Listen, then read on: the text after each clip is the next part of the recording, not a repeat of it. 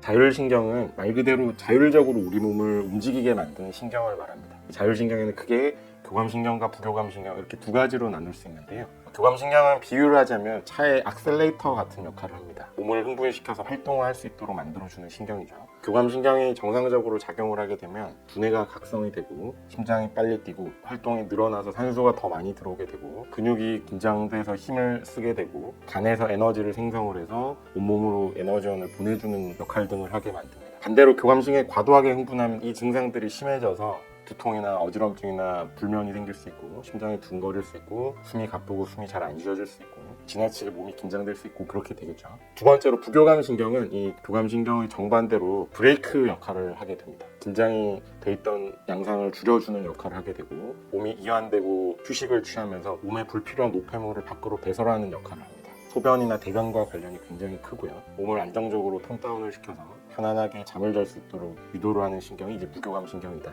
이렇게 말씀을 드릴 수 있습니다. 자율신경은 이 교감신경과 부교감신경이 시소처럼 서로 왔다 갔다 하면서 우리 몸을 지속적으로 계속 조절을 하게 만들고요. 이런 자율신경 밸런스가 깨진 상태를 자율신경 실조증이라고 부릅니다.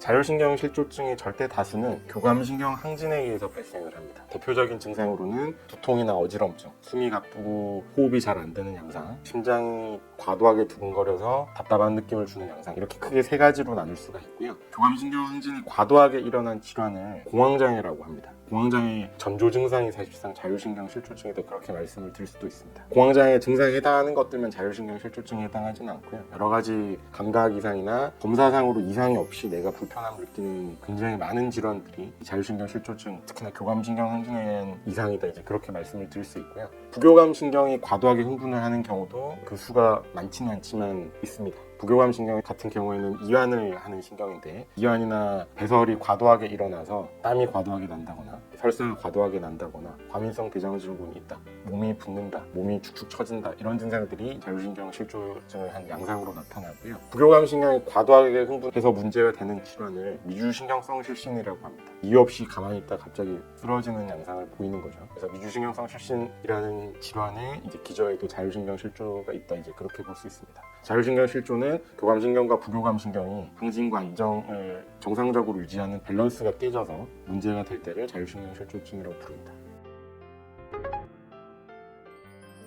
자율신경 실조증의 가장 대표적인 증상으로는 스트레스와 과로가 있습니다. 진료를 하다 보면 지속적으로 계속 스트레스 받는 환경에 있으신 분들이 자율신경 이상과 관련된 증상들을 이야기하시는 분들이 굉장히 많아요. 제일 큰 요인은 스트레스라고 봐야 될 것 같고요. 두 번째는 과로나 수면 습관이 깨어져서 지속적으로 피로가 누적이 돼도 자율신경 실조증이 나타나는 경우들이 많습니다. 자율신경이 흥분과 안정을 리드미컬하게 해야 되는데 몸을 악셀레이팅만 하는 거죠. 몸에 맞지 않는 음식들도 영향을 줍니다. 자율신경 실조증 환자분들의 절대 다수는 소화기가 문제가 있습니다. 과식을 한다거나 불필요하게 몸에 맞지 않는 음식들을 지속적으로 먹고 있다거나 술이나 커피, 담배 등을 지속적으로 유지하는 경우에 자율신경 리듬이 깨지게 돼서 지속적인 문제를 야기하게 됩니다. 새끼처럼 늘 소화가 불량하거나 가스가 많이 차고 트름이 많이 난다, 항상 속이 더부룩하고 미식거리고 불편하다, 이런 등의 소화기 증상이 있으면 관리상으로 그러한 부분들이 같이 개선이 돼야 자율신경 실조증으로부터 좀 더 자유로워질 수 있습니다.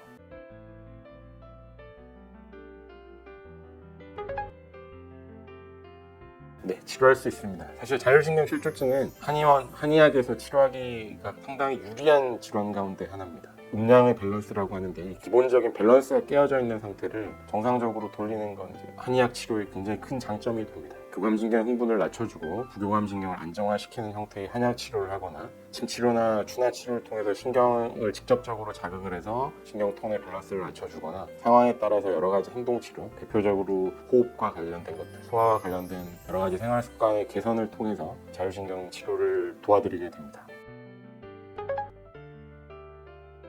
신경과적인 질환들은 완치라는 표현을 일반적으로 쓰지 않습니다. 특정한 요인에 의해서 특정한 질환이 발생하는 것보다 굉장히 다양한 원인에 의해서 증상들이 나타나기 때문에 언제든 다른 요소들이 질환을 야기하는 원인이 될 수 있는 거죠. 어느 정도 개선이 되도록 만드는 걸 보통 일반적으로 관해라고 표현을 합니다. 관해는 증상들이 나타나지 않고 생활상의 불편함이 없고 그 뒤로도 문제가 되지 않게 삶의 질이 떨어지지 않는 상태를 유지하는 상태를 관해라고 표현을 하는데요.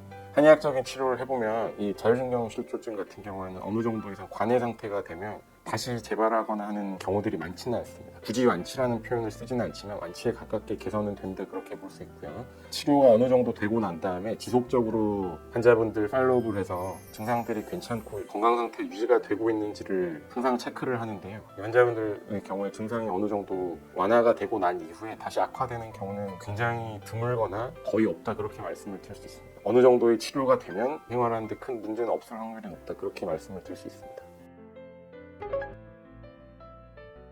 앞서 자율신경이 자율적으로 몸을 움직이는 신경이라고 말씀을 드렸는데요. 대부분은 무의식적으로 그리고 자동적으로 일어나는 과정을 주관을 합니다. 호흡만 내 의지에 따라서 움직일 수 있죠. 자율신경을 조절하는 유일한 통로가 호흡이다 그렇게 말씀을 드릴 수 있습니다. 그래서 자율신경 이상에는 호흡이 절대적으로 중요하다 그렇게 말씀을 드릴 수 있고요. 환자분들 진료를 하다 보면 자율신경 이상이 있는 분들의 절대 다수는 호흡 패턴이 깨져 있습니다.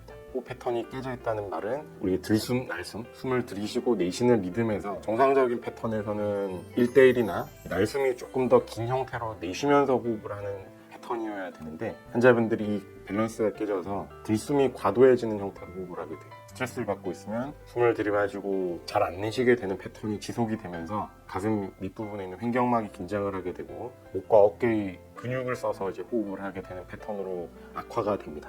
어깨나 머리 쪽에 해당하는 여러 가지 증상들, 두통이나 어지럼증이나 심장 두근거림 같은 것들이 호흡이 깨진 상태에서 기인하는 경우들이 많게 됩니다. 자율신경 실조에서 근원적으로 생활상으로 어떤 관리를 해야 됩니까? 라고 물어보면 저는 이제 제일 먼저 추천을 드리는 게 호흡이거든요. 호흡이 안정적으로 편안하게 내쉬는 연습을 반복적으로 하시는 게 좋고요. 이 영상을 보신 환자분들도 호흡을 잘 관찰을 해보시면 스스로 숨을 잘 안 쉬고 있거나 숨을 참고 있다는 느낌을 굉장히 크게 받으실 거예요. 환자분들에게 항상 확인해 보라고 하면 숨을 안 쉬는 것 같아요. 숨을 계속 참고 있는 것 같아요. 숨을 들이마시기만 하는 것 같아요. 숨쉬기가 되게 답답해요. 이렇게 표현하시는 경우들이 많거든요. 그런 경우에는 호흡을 자연스럽게 내쉬는 연습부터 시작하시는 게 자율신경 실조증을 개선하는 지름길이다 그렇게 말씀드릴 수 있습니다.